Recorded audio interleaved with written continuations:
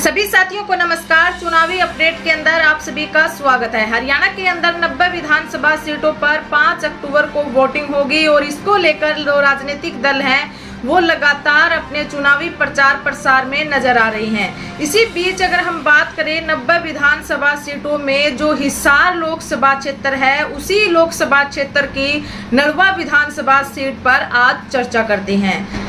नड़वा विधानसभा seat पर जो जनता है उनके क्या कुछ रुझान हैं और साथ में क्या उनकी प्रतिक्रिया है, क्या नड़वा विधानसभा सीट की अपडेट है, आज इस पर हम चर्चा करेंगे। नड़वा विधानसभा सीट अगर हम बात करें तो 2005 के अंदर अस्तित्व में आई। इससे पहले अगर हम चर्चा करें तो ये जो विधानसभा है इसके जो अधिकतर गांव है वो आदमपुर विधानसभा के अंतर्गत आते थे। 2019 के अंदर विधानसभा के जब यहाँ पर चुनाव हुए तो बीजेपी पार्टी की तरफ से जो कैंडिडेट उतारा गया रणधीर गंगवा जी, उन्होंने करीबन 40,000 वोट प्राप्त किए। वहीं पर अगर कांग्रेस पार्टी की तरफ से जो प्रत्याशी उतारे गए थे रणधीर पनिहार जी, उन्होंने करीबन 30,000 के आसपास वोट प्राप्त किए थे। लेकिन जो जीत हासिल की वो बीजेपी पार्टी के फेवर में नड़वा विधानसभा सीट रही। लेकिन अब की बार यहाँ के समीकरण कुछ और ही बता रहे हैं।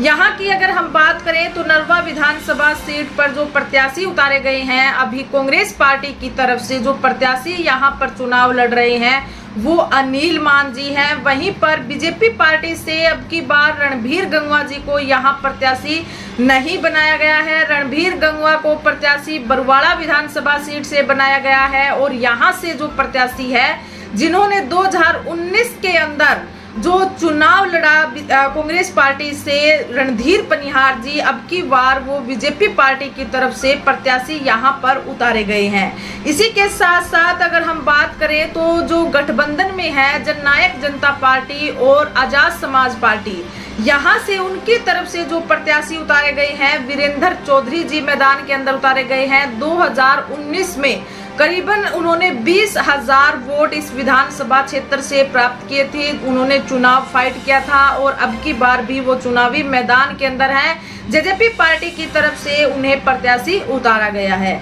इसी के साथ साथ अगर हम बात करें इनेलो पार्टी और बसपा पार्टी गठबंधन में चुनाव लड़ रही है और उनकी तरफ से जो प्रत्याशी यहाँ पर उतारे गए हैं, श्रवण वर्मा जी को यहाँ पर प्रत्याशी बनाया गया है। और आप पार्टी की तरफ से अगर हम बात करें तो यहाँ से उमेश शर्मा जी को प्रत्याशी बनाया गया है।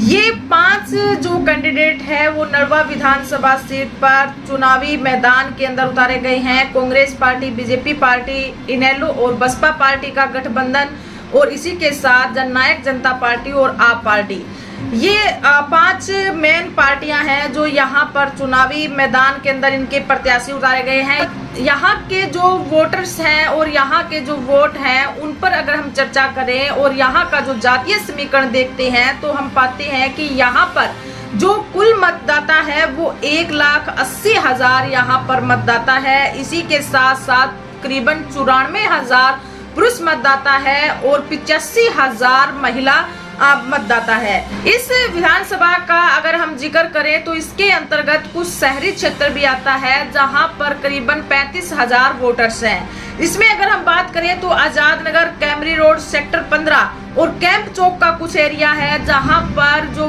वोटर्स हैं जिनकी जो जनसंख्या है वो करीबन 35,000 है।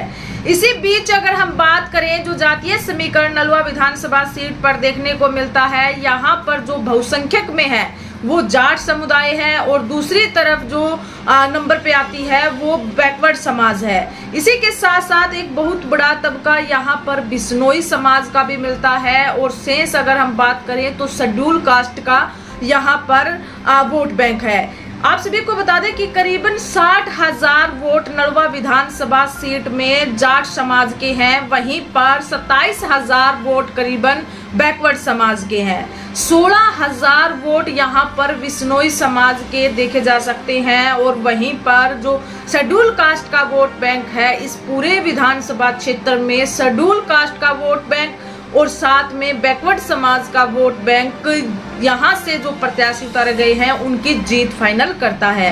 पूरे ओवरऑल विधानसभा क्षेत्र में अगर हम बात करें तो जो शेड्यूल कास्ट का वोट बैंक है वो अगर किसी भी पार्टी के फेवर में दिखाई देता है तो वहां से उस कैंडिडेट की जीत निश्चित है। शेड्यूल कास्ट का वोट बैंक महत्वपूर्ण भूमिका निभाता है किसी भी पार्टी के प्रत्याशी को जिताने के लिए और किसी भी प्रत्याशी को हराने के लिए।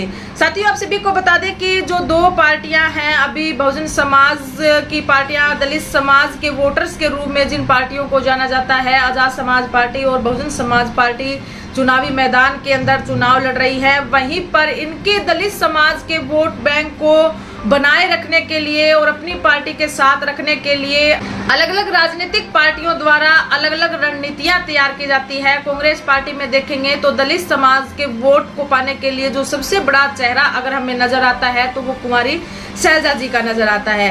इसी के साथ साथ अगर हम बीजेपी पार्टी की बात करें तो दलित समाज का एक तबका वहां पर भी हमें दिखाई देता है। दूसरी तरफ जो हम बात करें बहुजन समाज पार्टी जो आज गठबंधन में चुनाव लड़ रही है इनेलो पार्टी के, इस समाज के वोट पर नजर रखते हुए आजाद समाज पार्टी के साथ गठबंधन में चुनाव लड़ रही है।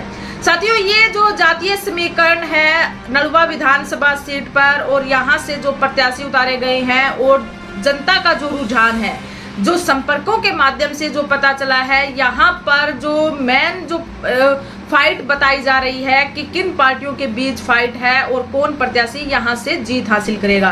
हमने पहले ही बताया है कि रणधीर पनियार जी 2019 के अंदर कांग्रेस पार्टी से चुनाव लड़ रहे थे और एक अच्छा खासा वोट बैंक उन्होंने प्राप्त भी किया था। रणबीर गंगवा जी यहाँ से विजयी हुए थे जो बीजेपी पार्टी से चुनाव लड़ रहे थे। तीसरे नंबर पर जो प्रत्याशी था वो वीरेंद्र चौधरी जी थे।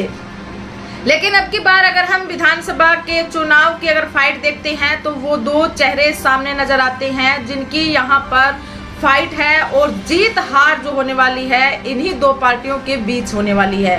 एक कांग्रेस पार्टी से अनिल मान जी के साथ अगर हम देखें तो प्रोफेसर संपत सिंह जी जो खुद दावेदारी रख रहे थे कि चुनावी फाइट के अंदर वो नजर आएंगे, चुनाव वो लड़ेंगे नलवा विधानसभा से, लेकिन टिकट ना देने की एवज में उन्होंने निर्दलीय पर्चा भरा, लेकिन बाद में उन्होंने वो वापस ले लिया। उसके बाद में वो अनिल मान जी के मंच पर भी दिखाई दिए। इसके बाद अनिल मान जी को कुछ राहत महसूस हुई और इसके बाद उनकी जो ताकत है वो काफी हद तक बढ़ गई। यहाँ पर अगर हम बात करें तो ओवरऑल जो जाट समाज वोट बैंक है और बैकवर्ड समाज का जो वोट बैंक है वो यहाँ पर जो प्रत्याशी है उनकी जीत फाइनल करेगा। साथियों, इस विधानसभा सीट पर दो प्रत्याशियों की बराबर की टक्कर है। अब देखना ये है कि यहाँ से कौन प्रत्याशी जीत हासिल करता है, कौन प्रत्याशी सभी सर्व समाज के वोट प्राप्त करने में सफल होता है। आप सभी की नलवा विधानसभा सीट को लेकर क्या प्रतिक्रिया है? क्या तीसरा भी कोई कैंडिडेट है जो फाइट के अंदर यहाँ पर इस विधानसभा सीट के अंदर नजर आ रहा है? आप अपनी प्रतिक्रिया जरूर दें और वीडियो को ज्यादा से ज्यादा शेयर कीजिए और चैनल को सब्सक्राइब कीजिए ताकि हम आने वाली जो हरियाणा इलेक्शन से रिलेटेड न्यूज है वो आप सभी तक पहुंचाते रहेंगे और वहां के क्या कुछ समीकरण है और कौन प्रत्याशी वहां से फाइट के अंदर नजर आ रहा है वो आप सभी को बताने का काम करेंगे। इसी के साथ आप सभी का धन्यवाद।